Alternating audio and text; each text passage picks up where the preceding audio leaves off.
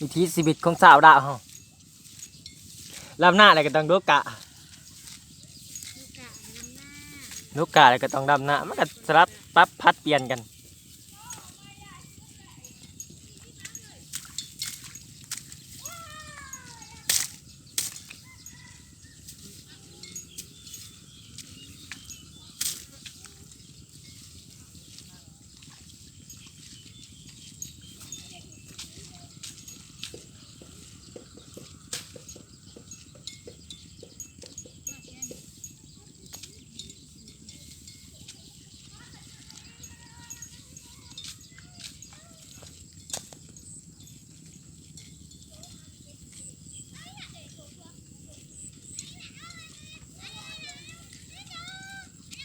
อันนี้จะเป็นเที่ยงหน้าเนาะเที่ยงหน้าเอาเองเห็นตัวนี้